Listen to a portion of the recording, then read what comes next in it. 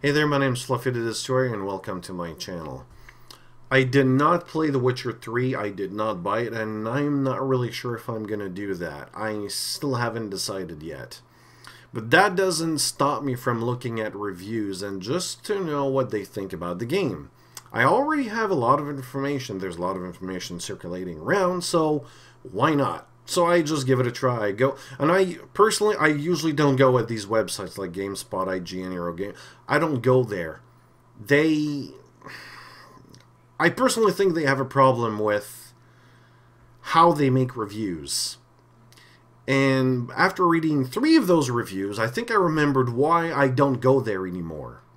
So I noted all down here. Of course, it's on the website, link in the description. But this is what I found, which is really weird because I would have expected a better quality, but it looks like there's some idiot dickhead of those 3 offices if they're not connected together, because at this point I really think that those 3 guys, maybe more, they got all together and they talk together to say who's talking about what. I'm fucking serious. Like, for example, from GameSpot, what he says in the first couple of paragraphs, especially in the first 2, I think, it says something like there's The Witcher 3 is extraordinary. It's just like excellent around. Excellent at every turn, open role-playing game, excellent exploration, creature design, excellent, combat mechanic, excellent, character progression, excellent. So most of the text that I see in GameSpot, well, yeah, before it's kind of this video is kind of a review of the reviewer's review. Confused? Good. Here's what's happening. Before I just continue, because I started, but I just kind of got sidetracked here. I've read those 3 texts, and I personally think they're fucking bullshit. It doesn't make any fucking sense. Something's fucking wrong with this text. Well, those 3 websites. Maybe more. I just stopped at 3 because I just couldn't take it anymore. Like GameSpot. What he says, you know, it's all on the website, but he talks about the story, and he talks about his ward and his daughter, and what he has to, what she has to fight against, like the wild hunt and everything. Like, that's good, you know. It's a report. You're telling me, like, information about the game. Fine, but I'm reading a review. Shouldn't you, like, gee, I don't know, give a comment? Because it is a review, after all. It's your opinion. But no, I mean, he got sidetracked by the fuck scenes or something. I don't know. Something's wrong with this guy. It's like he never saw a girl. Or a porno movie. I don't know. I really think he thinks that Witcher 3, it's like a porn game or something. I'm not kidding here. I'm serious about this. Yeah, and then he says something like, women, as it happens, are also the story's strongest force.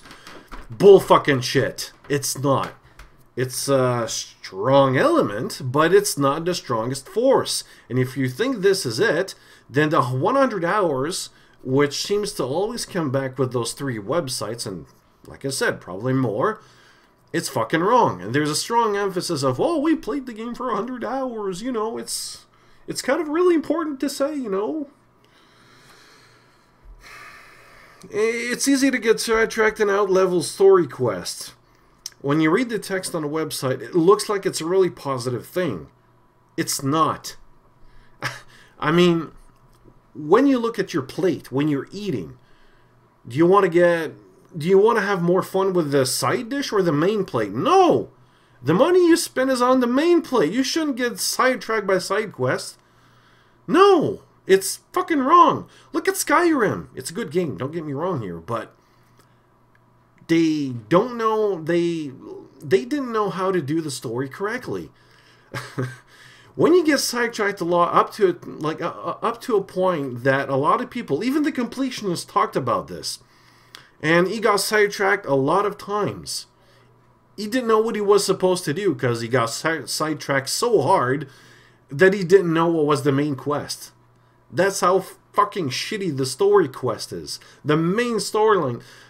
One of the main things about when you make a game is to make your user or you're a gamer or the player, play the main storyline. You got some side quests, but you always, like, the strongest force should be the main storyline, not the side quest. That doesn't make any fucking sense.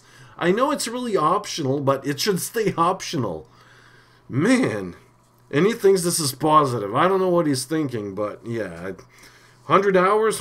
Whatever, man. The exploration, I don't know. He only says that the exploration is beautiful. Yeah, whatever. Creature design, I don't know what the fuck he talks about. I would love to know that, but what about the bosses, the enemies, how they look like? No, nothing at all. It's really weird. Wow, I should stop reading this piece of shit, really. Combat mechanics. It barely talks about it. Wow, Witcher 2's combat was overly demanding at the outset, but The Witcher 3 is substantially easier. How is that supposed to be good? One of the main thing about Witcher 2 or 1 is that this was a strategy thing, you know? You had to figure out what kind of weapon you were supposed to use. If it's easier, how come is this... Why is this better? He doesn't explain it. He just says it's easier. You know, it's not even a review anymore. It's just like your fucking report. It's a shame. It's a really big shame. Like, take Dark Souls, for example. It's a hard game and people love it. That's why. Can't go really further with that idea. It's what it is. The harder it is, it seems like people like it. Why not? It's a challenge. You go into a fight, what weapon should I use? What potion should I use? There's certain preparations you have to do. If you're not prepared, well, you're kind of fucked up. And that's what people love about this thing. It's all about the strategy, about the difficulty, like it's a challenge. Shouldn't that be enough? But no, for this guy it's like too much or something. And then he talks about the effect of when you land a blow, like in the combat. That's the only thing he talks about, the combat. Yeah, tell me a game that isn't. Like, there's a lot of other games when you land a blow or when you hit, or you can really feel it. For example, Torchlight 2. It's a really different game, I know that. But trust me, compared to Diablo 3, the effect when you land a hit, for example, it really shows. It really feels by the sound, by the whatever you see on the screen, everything. God, I love the shotgun. Wow. It's a really good weapon in Torchlight 2. Character progression. Small changes here, like there's nothing to brag. It's the same fucking formula here. It's 2 swords, got some potions, you got some signs. It's still a QT kind of combat. You punch it right, and if you do, you engage a combination. Same shit. But he doesn't talk about that, as far as I can tell. And then he gives this piece of shit a 10. I say this piece of shit a 10. Here's why. Yeah, the bad. There's nothing except for bugs.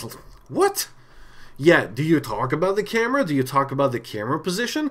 Everyone talks about it. Like the fonts on your screen, because this is the PS4 version and the console version. It's not the PC version. There are some mistakes, like the bad ear should be filled up, but it's not. Then he gives it a 10. And here's what really triggered me. GameSpot has used different words to describe a 10 over the years, and there's more blah blah blah bullshit here. But this, it seems like there's, what, they're score whores or something? They're prostitutes for scores? They change all the fucking time? Well, what is that? Make up your fucking mind. Maybe people will just take you a bit more seriously, for fuck's sake. And here's the thing. If you look at the numbers, like 7,200 left a comment, so I believe they read it, either partially or entirely, I guess.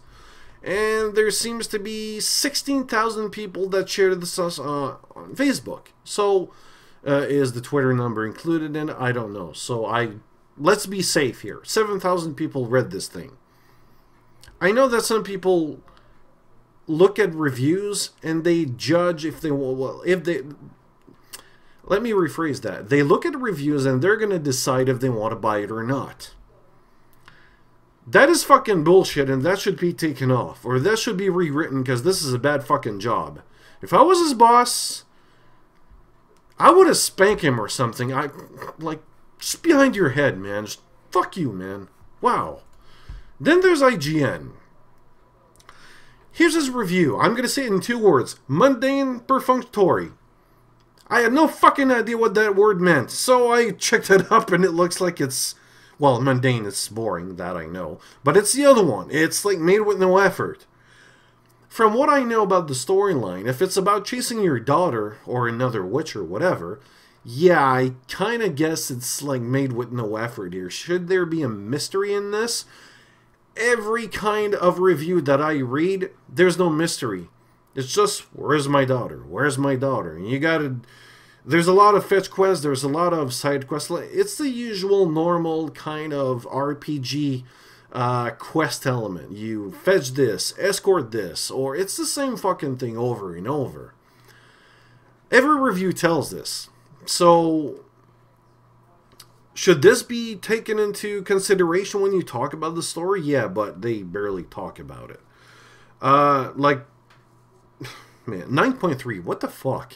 Like, in this one here, for example, wow, 9 paragraphs that talks about the storyline, and there's 3 paragraphs that talks about progression, well, character progression, combat, and potions. I'm not fucking kidding here. 3 paragraphs that explains those 3 things, and the rest, storyline. 9.3. And if you look at the end, again, a lot of positive, almost nothing negative. What the fuck? Still no negative things about the game. So what about the fonts, the camera position, something, but no, nothing at all. It's really fucking weird. And then there's Eurogamer. He says something about Gerald just searching for his ward and blah blah blah, like I said before, but then, like, it's a report, but there's no comment. What the fuck? I'd like to know is, you know, it's a fucking review. It should make a lot of sense, but no. And there's one thing that they all say together. I don't know why, but I see this everywhere. It's lit by lurid orange, sunsets breaking under ashen storm clouds, and lashed by wind and rain. Every review seems to say this. Every video seems to say this. Did they get together or something and said, listen, you talk about this and you talk about this. And if you want to talk about the sunset, which is fucking awesome, just say differently. They won't know the difference. Am I being paranoid here, or they all talk together like, all of this is fixed? It looks like it's fixed so that the next time CD Projekt Red will release a game, they're going to go see iGN first or GameSpot first, whoever bent it and gave him Vaseline first. And yeah, this